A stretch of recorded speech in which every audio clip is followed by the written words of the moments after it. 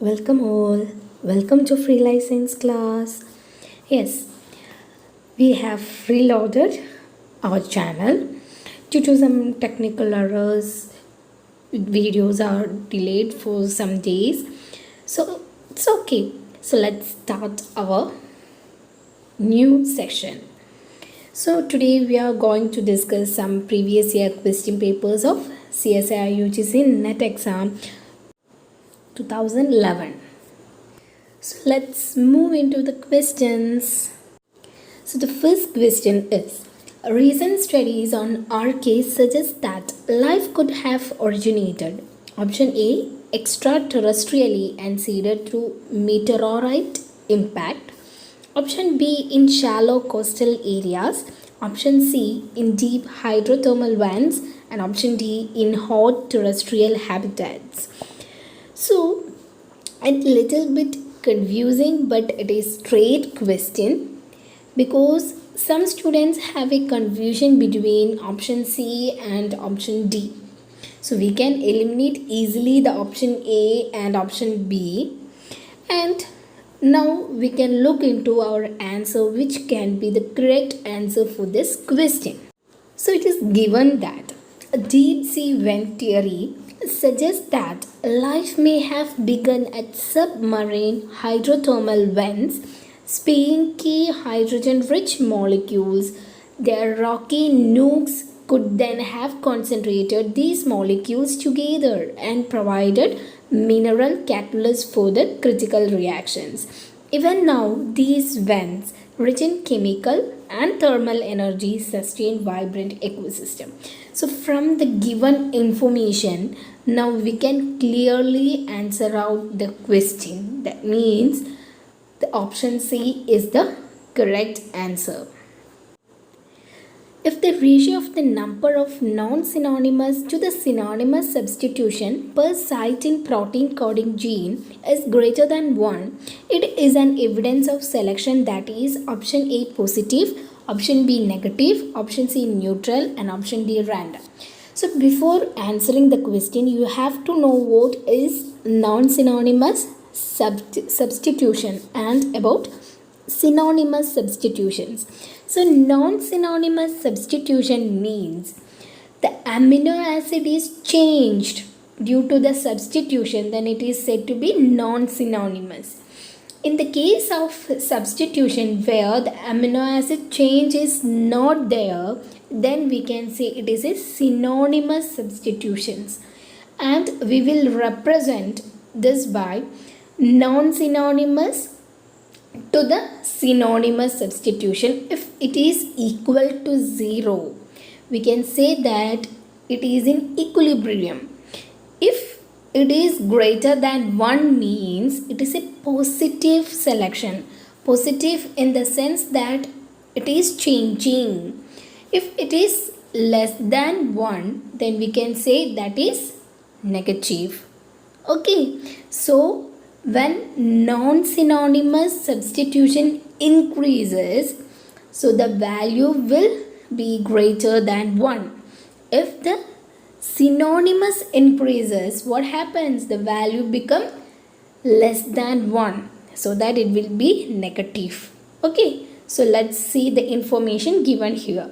Non-synonymous to synonymous mutation ratio, the simple given as Ka by Ks, ratio of mutation that change a specific protein structure to mutations that do not change a specific protein. So this ratio is used to estimate selection pressure a given protein or a section of DNA experiences. Okay, that means if the given protein have more substitutions and there is a change of amino acid, it will result in new protein. That means a change is happening. In such case, we can say that it is greater than 1 and it is a positive selection. Okay, let's move into the next question. The following is the biochemical pathway for the purple pigment production in flowers of sweet pea. So here there is a pathway given here. A colorless precursor gives in the presence of allele A the colorless precursor 2, which in the presence of allele B gives purple pigment. So recessive mutation of either gene A or B leads to the formation of white flowers. A cross is made between two parents with the genotype AA, capital A, capital B, small b into small a, small b, small b. Considering that the two genes are not linked, the phenotypes of the expected progenies are option A 9 purple is to 7 white, option B 3 white is to 1 purple, option C 1 purple is to 1 white, and option D 9 purple, 6 light purple and 1 white.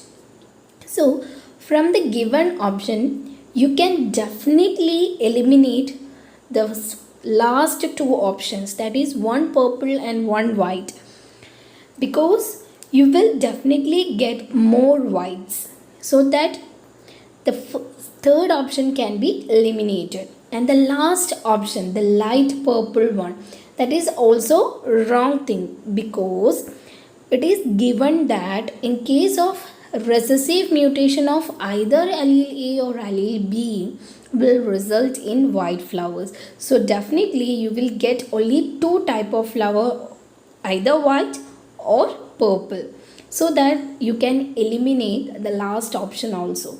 So the remaining two are a first option and second option. So we can go for the chart. Okay. So here is a beautiful table chart which shows that you will definitely get only one purple from this cross and the other remaining are white. Okay, because in the question it is given that in case of recessive mutation of either allele A or allele B will result in white flower.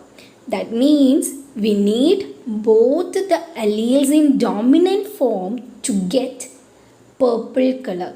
So here in this cross only one offspring has dominant allele A and allele B together, so that you will get only one purple color, and the remaining three are recessive for either A or either B or both recessive cases. So in remaining three you will definitely get white flowers. So your answer for this question is option B, that is 1 purple is to 3 white, or 3 white is to 1 purple. That is your answer. So moving into next question, a frequency of allele A and small allele A in a population at Hardy-Weinberg equilibrium are 0.7 and 0.3 respectively. In a random sample of 250 individuals taken from the population, how many are expected to be heterozygous? Option A 112, option B 81, option C 105, and option D 145. So it is a direct question. If you know the formula, you will definitely get the answer. So here a dominant allele and a recessive allele is given, that is P and Q are given. You only have to find 2PQ, that is they are asked for heterozygous type. So you want to find the 2PQ. So when you find this, you will get 2 into 0.7 into 0.3, that is 0.42. That is 42% is heterozygous type. So it is asked that among 250 individuals, how many are heterozygous type? So we have to find the number. That is simple. So we have percentage with us and the total number of progenies. So we can easily find our answer. So this type of question will be able to answer if you know the formula. So the formula is P square plus Q square plus 2PQ is equal to 1. Okay. So don't forget it. Okay. let's move into next question.